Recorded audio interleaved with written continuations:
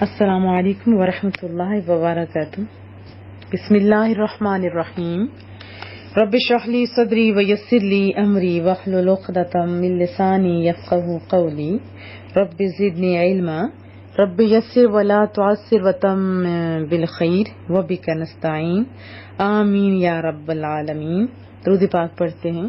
اللہم صلی علی سیدنا و مولانا محمد وعلی آلہ و اصحابہ وبارک وسلم۔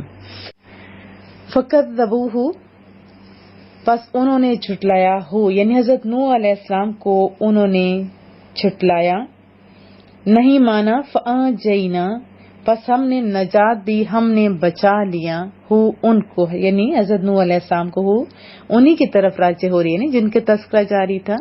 کن کا تذکرہ تھا؟ حضرت نوح علیہ السلام کا۔ والذین، اور ان لوگوں کو بھی، ماں کہتے ہیں ساتھ کو، ہو کن کا تذکرہ تھا؟ حضرت نوح علیہ السلام کا، معہو جو ان کے ساتھ تھے، فی الفلک کی کشتی میں، واغرقنا اور ہم نے ڈبو دیا، غرق کر دیا، تباہ کر دیا، الذین ان لوگوں کو جو کذبوا جنہوں نے جھٹلایا تھا، بآیاتنا ہماری آیتوں کو، فکذبوہ فانجیناہ پھر بھی انہوں نے جھٹلایا نوح علیہ السلام کو تو ہم نے نجات دی ان کو، والذین معہ فی الفلک اور ان کو بھی جو کشتی میں ان کے ساتھ تھے ان کو بھی نجات دی، واغرقنا الذین کذبوا بآیاتنا اور واغرقنا الذین اور ہم نے ان بدبختوں کو غرق کر دیا جنہوں نے ہماری آیتوں کو جھٹلایا، انہم بے شک وہ جن کو غرق کیا تھا نا، بے شک وہ کانو تھے قومن قوم، عمین عقل کے اندھے تھے۔ ہم نے پیچھے پڑھا تھا عمیون، سمن بکمن عمیون، عمیون اندھے کو کہتے ہیں نا۔ انہم کانو قومن عمین، بے شک وہ لوگ دل کے اندھے تھے۔ پہلے تذکرہ تھا حضرت نوح علیہ السلام کا اور اب تذکرہ ہو رہا ہے حضرت ہود علیہ السلام کا، ٹھیک ہے۔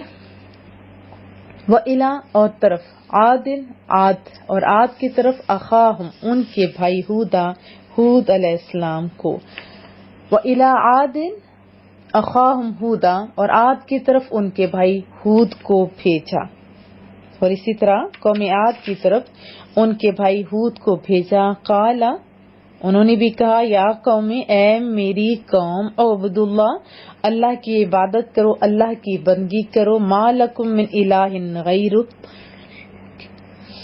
اللہ کے سوا تمہارا کوئی معبود نہیں، افلا تتقون کیا تم ڈرتے نہیں؟ قال یا قوم اعبدوا اللہ ما لکم من الہ غیرہ آپ نے فرمایا ہے میری قوم اللہ کی عبادت کرو، تمہارا اللہ کے سوا یعنی اس کے سوا کوئی معبود نہیں، افلا تتقون کیا تم نہیں ڈرتے؟ قال الملأ تو سرداروں نے کہا، الذین جو کفروا کافر تھے، من قومہ ان کی قوم سے، انا لنراک تحقیق ہم تجھے دیکھتے ہیں، فی سفاہۃ بے وقوفی میں، سفاہت کہتے ہیں بے عقلی کو، بے وقوفی کو، جاہل نادان جس کو کسی چیز کی سمجھ نہیں ہوتی۔ وَإِنَّا اور بے شک ہم لَنَظُنُّكَ گمان کرتے ہیں تجھ کو، مِنَ الْكَاذِبِينَ جھوٹوں میں۔ کہنے لگے وہ سردار جو کافر تھے آپ کی قوم سے کہ اے ہود ہم تو خیال کرتے ہیں کہ تم تو نرے نادان ہو، اور ہم گمان کرتے ہیں کہ تم جھوٹوں میں سے ہو۔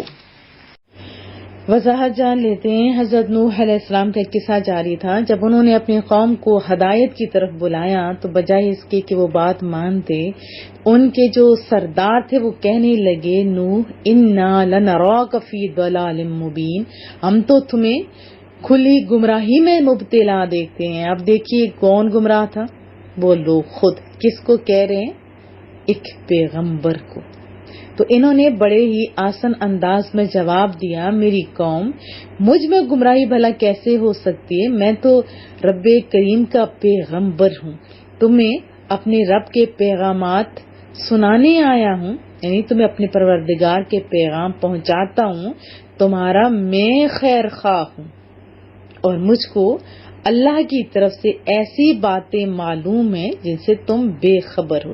پھر ساتھ ہی بتایا کیا تم حیران ہو رہے ہو کہ تم میں سے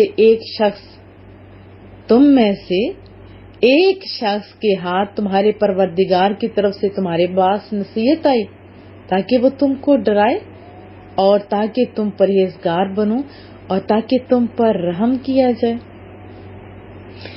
ان باتوں سے ہمیں بہت ساری باتیں پتہ چلتی ہیں کہ بڑوں کا انداز ہمیشہ بڑا ہوا کرتا ہے. یہ جو جاہل لوگ ہوتے ہیں یہ بات ہی ایسے کرتے ہیں تاکہ دوسرے کو غصہ آ جائے. تو ہمیں صبر سے کام لینا ہے نا. جب آپ کی قوم نے آپ کو جھٹلایا اور جو آپ پر وحی نازل ہوئی تھی اس کو نہیں مانا اور جو آپ ان تک پہنچا دیتے تھے اسے قبول نہیں کیا، تو ایک عرصے کے بعد عذاب الہی سے خوف دلانے اور راہ راست پر لانے کی کوششوں کے باوجود بھی وہ لوگ اپنی بات پر ڈٹے رہے، تو پھر اللہ نے اپنا عذاب نازل کیا. جو مومنین حضرت نوح علیہ السلام کے ساتھ کشتی میں سوار تھے نا، انہیں تو رب کریم نے محفوظ رکھا، باقی سب کو غرق کر دیا. اسے کیا پتا چلا کہ اللہ عز و جل کے دشمنوں پر اس وقت تک دنیاوی عذاب نہیں آتے جب تک کہ وہ پیغمبر کی نافرمانی نہ کریں. کیونکہ بنی اسرائیل سورہ مبارکہ ہے، اس میں رب کریم نے فرمایا وَمَا كُنَّا مُعَذِّبِينَ حَتَّى نَبْعَثَ رَسُولًا، اور ہم کسی کو عذاب دینے والے نہیں ہیں جب تک کوئی رسول نہ بھیج دیں. یعنی پہلے ڈرانے والا سمجھانے والا بھیجا جاتا ہے، پھر اس کے بعد جب کوئی نہیں مانتا تو تب عذاب آتے ہیں. ایسا نہیں ہوتا. اللہ کو تو اپنے بندے کو سے بہت پیار ہے نا، اپنے تمام بندوں سے. اور حضرت نوح علیہ السلام کی کشتی میں کتنے لوگ تھے آپ کو پتا ہونا چاہیے. 14 مرد تھے اور 14 عورتیں تھیں، مگر آپ کی اولاد کے سوا کسی کی نسل نہیں چلی، اس لیے آپ کو آدم ثانی کہتے ہیں. پھر آیت میں یہ بھی فرمایا کہ وہ کفار جو ہیں وہ اندھے لوگ تھے، حالانکہ وہ تو دیکھتے تھے. اندھے کیوں کہا؟ اس لیے کہا کہ نبوت کی نشانیاں دیکھنے کے باوجود اور نہ ان کی آنکھ ان کو چیزوں کو دیکھ سکی، نہ ان کے دل مان سکے کہ یہ نبی ہیں، حالانکہ ان کی آنکھیں کھلی تھی. پھر حضرت عبداللہ بن عباس رضی اللہ تعالی عنہما نے فرمایا کہ ان کے دل اندھے تھے، معرفت کا نور ان کی قسمت میں نہیں تھا. وہ بدقسمت لوگ تھے، وہ حقیقت کو دیکھ ہی نہیں سکے. دیکھتے تو پھر مانتے نا. ان کے دل بھی اندھے تھے، ان کی آنکھیں بھی اندھی تھی. پھر قوم عاد کی باری آتی ہے.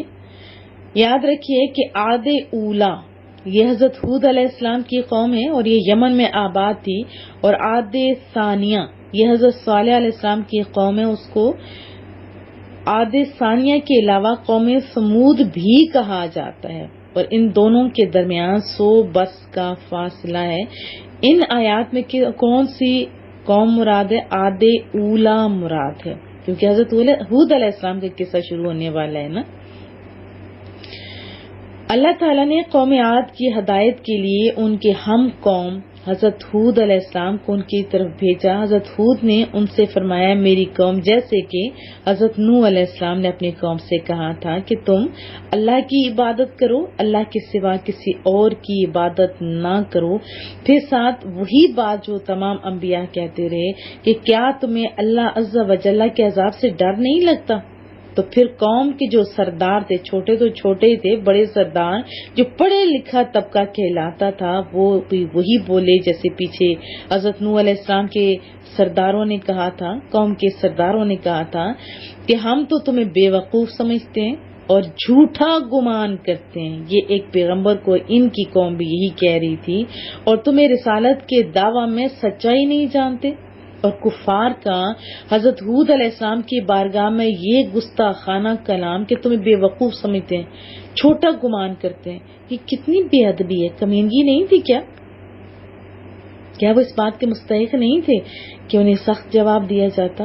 لیکن ایک پیغمبر دیکھیں انداز حضرت ہود علیہ السلام کا، انہوں نے اپنے اخلاق، ادب اور شان حلم سے جو جواب دیا، اس میں شان مقابلہ ہی نہیں پیدا ہونے والا. اور ان کی جہالت سے چشم پوشی کس انداز میں فرمایا میری قوم بے وقوفی کا میرے ساتھ کوئی تعلق نہیں. میں تو رب العالمین کا رسول ہوں. میں تو تمہیں اپنے رب کے پیغامات پہنچاتا ہوں اور تمہارے لیے قابل اعتماد خیر خواہ ہوں. وہی جو حضرت نوح علیہ السلام نے اپنی قوم کو کہا تھا. اور کیا تم اس بات پر تعجب ہے؟ سیم وہی بات کہ تمہارے پاس تمہارے رب کی طرف سے تمہیں میں سے ایک مرد کے ذریعے نصیحت آئی تاکہ وہ تمہیں اللہ کے عذاب سے ڈرائے. تو پھر اللہ عز و جل کے یہ احسان یاد کرو کہ اس نے تمہیں قوم نوح کے بعد ان کا جانشین بنایا. یہ اللہ تعالیٰ فرما رہا ہے. اور پھر فرمایا اے ہود اور تمہیں عظیم جسمانی قوت سے نوازا. قد کاٹ خوبصورت تھے تمام انبیاء کے. اور یہاں تو اسپیشل حضرت ہود علیہ السلام کی بات ہو رہی ہے اور قوت بھی بہت زیادہ تھی. تو اللہ تعالیٰ کے احسانات یاد کرو, اس پر ایمان لو اور اطاعت اور بندگی کا راستہ اختیار کرو. حضرت ہود چونکہ اپنی قوم کی بستی سے سیپریٹ ہو کے تنہائی میں عبادت کیا کرتے تھے. جب وحی آتی تو پھر قوم کے پاس جاتے تھے. اب ان کی قوم جن کو اللہ کی طرف بلایا جاتا بجائے اس کی وہ بات مان لیتے. دیکھیے ایک کامن بات ہے نا کہ کسی بھی جگہ کا ایک ہی سردار ہوا کرتا ہے, ایک ہی بادشاہ ہوا کرتا ہے. جب بہت سارے ایک ہی گھر میں آپ خود دیکھیں بہت سارے جب بڑے بننا شروع ہو جاتے ہیں تو وہاں کوئی بڑا نہیں ہوتا اور کتنی فتنے ہوتے ہیں. ایسا ہی ہوتا ہے نا. تو باہر طور پر جب ایک خدا کی طرف بلایا جاتا ہے, ایک اللہ کی عبادت کی طرف بلایا جاتا تو وہ کہتے ہیں ہم اتنے سارے بتوں کو چھوڑ دیں, صرف ایک اللہ کی عبادت کریں. اور پھر جو ان کے پاس ایک ہی جواز تھا وہ یہ کہ جن بتوں کی عبادت ہمارے باپ دادا کیا کرتے تھے انہیں چھوڑ دیں. پھر ساتھ یہ بھی کہتے ہیں اگر تم سچے ہو جس عذاب کا تم ہم لوگوں کو ڈراتے ہو کہتے ہو لے آؤ پھر. تو حضرت ہود نے فرمایا بے شک تم پر تمہارے رب کا عذاب اور غضب لازم ہو گیا. قوم عاد پر آنے والے عذابات انشاءاللہ تعالی ہم لوگ اگلی آیات میں پڑھیں گے, پھر ساتھ وضاحت بھی سن لیں گے. ان آیات سے ہمیں کیا پتہ چلا؟ ایک یہ کہ جب کوئی ایسا انسان آپ کو ایسا جواب دے یا ایسی بات کہے جو غصہ دلانے والی ہو تو آپ نے کیا کرنا ہے؟ کیا اس کا جواب ڈبل غصے سے دینا ہے؟ نہیں, بلکہ نرمی سے جواب دینا ہے. اگر کوئی اتنا ہی بڑا جاہل ہو جو آپ کی بات سنے ہی نہیں تو قرآن کہتا ہے کہ قالوا بلا سلام. الجھنے والے لوگ حقیقت میں جاہل ہوتے ہیں. تو میرے بچوں آپ نے الجھنا نہیں ہے. ہم لوگوں کو اصل میں بچپن سے ہی صحیح نہیں نا سکھایا گیا. جیسے کہ بچہ کو غلطی کرتا ہے تو ماں اسے بہت زیادہ چیخ چلا کے ڈانٹتی ہے. بچہ عارضی طور پہ چپ تو کر جاتا ہے لیکن وہ کیا سمجھتا ہے؟ اگر آرام سے چپ کرانے والی بات ہوتی تو ماں اتنا چیختی. اس کے مائنڈ میں بیٹھ جاتا ہے کہ ہم نے دوسروں کو زیر کرنے کے لیے اونچا ہی بولنا ہے. اسی طرح باپ کرتے ہیں. اور حد یہ ہے کہ ہمارے ٹیچرز بھی یہی کرتے ہیں. بجائے اس کے کہ وہ خاموشی اختیار کریں یا اپنے چہرے کے تاثرات سے یا خاموشی کے ساتھ ساتھ چہرے کے اثرات کے ساتھ ساتھ اپنے الفاظ مدھم سٹائل میں بتائیں تو بچے سمجھ جاتے ہیں. اگر آپ چیخ کے چپ کرائیں گے یا ان کو صحیح جواب نہیں دیں گے تو پھر کیا ہوگا؟ کیا ہماری نسلیں ہماری قومیں صحیح ہوں گی؟ نہیں, کیونکہ ہم نے انہیں وہی سکھانا ہے جو قرآن و سنت میں ہے. تو فائدے میں اگر نہیں سکھایا جیسے ہمارا رویہ جاری ہے تو پھر ہماری نسلیں اس سے ڈبل خراب ہونے کے چانسز ہیں. تو کیا میں توقع رکھوں آپ لوگوں سے؟ حق بات کہا کیجیے, حق بات سنا کیجیے. اور اگر کوئی غلط کہے سمجھانے کی جیسے یہاں ہم نے پڑھا آسان انداز میں سمجھائیے. ہاں اگر کوئی نہیں سمجھتا تو پھر بھی موقع کی تلاش میں رہیں اور سمجھانے کی کوشش کریں, لیکن لڑائی نہیں ہونی چاہیے.